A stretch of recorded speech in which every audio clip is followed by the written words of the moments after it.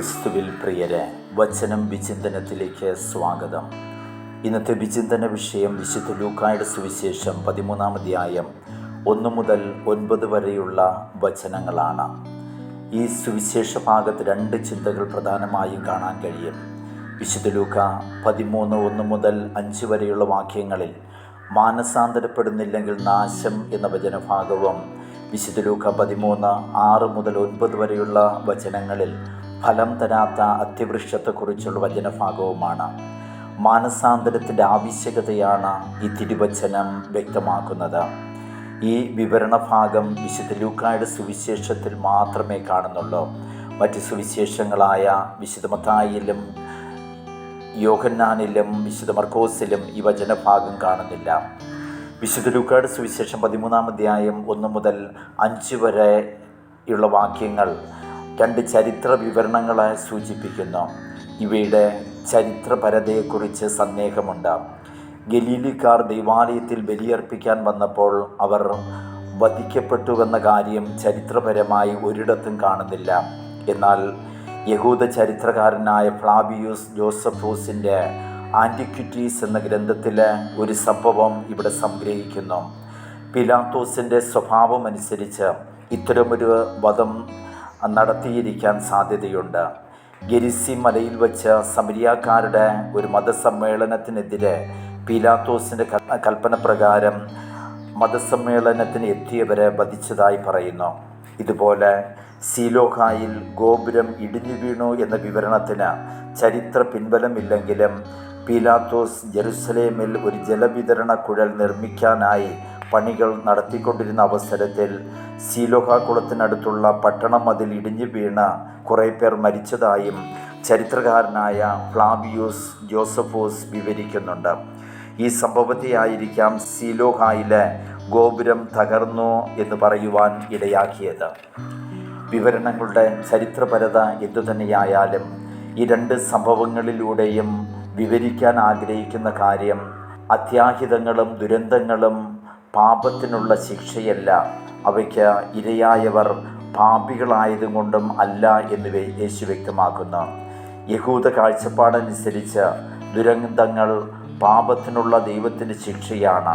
അത്യാഹിതങ്ങളും ദുരന്തങ്ങളും മുൻകാല പാപങ്ങളുടെ ഫലമാണെന്ന പഴയ നിയമ ചിന്താഗതിയോട് യേശു യോജിക്കുന്നില്ല. പ്രത്യേകിച്ച് ജോബിൻ്റെ പുസ്തകം 4-ാം അധ്യായം 7-ാം വചനത്തിലെ ചിന്താഗതി ചിന്തിച്ചു നോക്കൂ. നിഷ്കളങ്കൻ എന്നെങ്കിലും നാശമടഞ്ഞിട്ടുണ്ടോ? നീതിനിഷ്ഠൻ വിച്ഛേദിക്കപ്പെട്ടിട്ടുണ്ടോ എന്ന ചിന്താഗതിയോട്, പഴയ നിയമ ചിന്താഗതിയോട് യേശു യോജിക്കുന്നില്ല. മാനസാന്തരപ്പെടാത്തവർ നശിക്കും എന്ന പാഠം പഠിപ്പിക്കുവാൻ ഈ 2 ദുരന്ത സംഭവങ്ങൾ യേശു അനുസ്മരിപ്പിക്കുന്നു.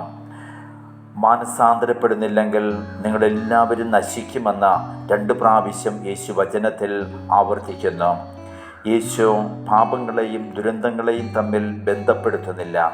യേശു ഇവിടെ വ്യക്തമാക്കുന്ന കാര്യം എല്ലാവരും പാപികളാണ്, എല്ലാവരും ശിക്ഷയർഹിക്കുന്നു. ശിക്ഷയിൽ നിന്ന് രക്ഷപ്പെടാൻ ആഗ്രഹിക്കുന്നവർ മാനസാന്തരപ്പെടണം.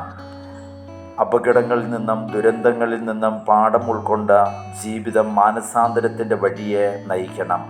മാനസാന്തരം ദൈവത്തിലേക്കുള്ള നടന്നെടുക്കലാണ്. ഫലം തരാത്ത അത്തിവൃക്ഷത്തിൻ്റെ ഉപമയിലൂടെ ദൈവത്തിൻ്റെ ക്ഷമാപൂർവമായ കാത്തിരിപ്പ് വ്യക്തമാക്കുന്നു. അത്തിക്ക് വേണ്ട ശുശ്രൂഷകളൊക്കെ കൃഷിക്കാരൻ മുടക്കമില്ലാതെ ചെയ്തു. വീണ്ടും ഫലം പുറപ്പെടുവിക്കുവാൻ 1 വർഷം കൂടി അവസരം നൽകുന്നു. പഴയ നിയമത്തിൽ ഇസ്രായേലിനെ പലപ്പോഴും അത്തിമരത്തോട് ഉപമിച്ചിട്ടുണ്ട്. ഹോശേയയുടെ പുസ്തകം 9-ാം അധ്യായം 10-ാമത്തെ വചനവും ജെറമ്യായുടെ പുസ്തകം 8-ാം അധ്യായം 13-ാമത്തെ വചനവും ഇസ്രായേൽ ജനതയെ അത്തിമരത്തോട് ഉപമിച്ചിരിക്കുന്നതായി നമുക്ക് കാണുവാൻ സാധിക്കും.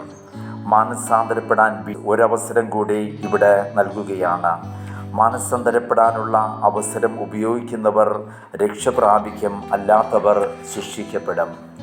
ഫലരഹിതമായ അവസ്ഥയിൽ നിന്ന് ഈ നോമ്പുകാലത്ത് ഫലദായകമായ അവസ്ഥയിലേക്കുള്ള ചുവടുമാറ്റമാണ് മാനസാന്തരത്തിലൂടെ നടക്കുന്നത്. ഫലം തരാത്ത അത്തിവൃക്ഷത്തിൻ്റെ ഉപമ ഈ വിവരണ സാഹചര്യത്തിൽ മനസ്സിലാക്കേണ്ടത് ദൈവത്തിൽ നിന്നും കൃപയും അനുഗ്രഹവും സ്വീകരിക്കുകയും അതിനനുസൃതമായി ഫലം ചെയ്യുന്ന മനുഷ്യരുടെ ശൈലിയെയാണ്.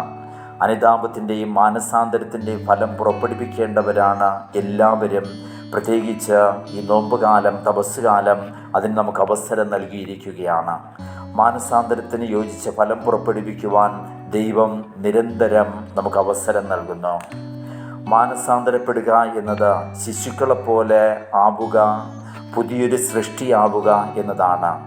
നിങ്ങൾ മാനസാന്തരപ്പെട്ട് ശിശുക്കളെപ്പോലെ ആകുന്നില്ലെങ്കിൽ സ്വർഗരാജ്യത്തിൽ പ്രവേശിക്കുകയില്ല എന്ന വചനത്തിൽ, സുവിശേഷത്തിൽ നാം വായിക്കുന്നു. വിശുദ്ധ പൗലോസ് അപ്പോസ്തലൻ പറയുന്നു, ക്രിസ്തുവിലായിരിക്കുന്നവൻ പുതിയ സൃഷ്ടിയാണ്. പൗലോസ് അപ്പോസ്തലൻ കൊറിന്തോസ്യർക്ക് എഴുതിയ 2-ാം ലേഖനം 5-ാം അധ്യായത്തിലെ 4-ാം വചനം.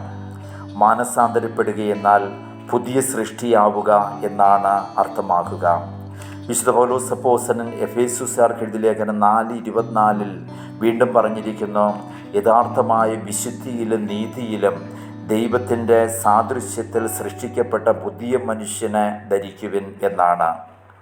മാനസാന്തരം എന്നത് ആത്മാവിൽ വീണ്ടും ജനിച്ച് ജീവിത സാഹചര്യത്തിൽ യേശുവിനെ പ്രതിഫലിപ്പിക്കുവാൻ കഴിയുന്ന ഒരു പുതിയ ജീവിത രീതിയുടെ ഉടമയായി തീരുക എന്നാണ് അർത്ഥമാക്കുക. തിരുവചന സന്ദേശം ഉൾക്കൊണ്ട്, ദുരന്തങ്ങളിൽ നിന്നും അപകടങ്ങളിൽ നിന്നും പാഠം ഉൾക്കൊണ്ട്, പ്രത്യേകിച്ച് നോമ്പുകാലത്ത് മാനസാന്തരത്തിൻ്റെ പാതയെ ചരിക്കുവാനും നല്ല ഫലങ്ങൾ, ദൈവം അഭിലഷിക്കുന്ന ഫലങ്ങൾ പുറപ്പെടുവിക്കുവാനും പുതിയ സൃഷ്ടിയായി ക്രിസ്തുവിനെ പ്രതിഫലിപ്പിക്കുവാനും വേണ്ട കൃപയ്ക്കായി നമുക്ക് പ്രാർത്ഥിക്കാം. ദൈവം നമ്മെ അനുഗ്രഹിക്കട്ടെ.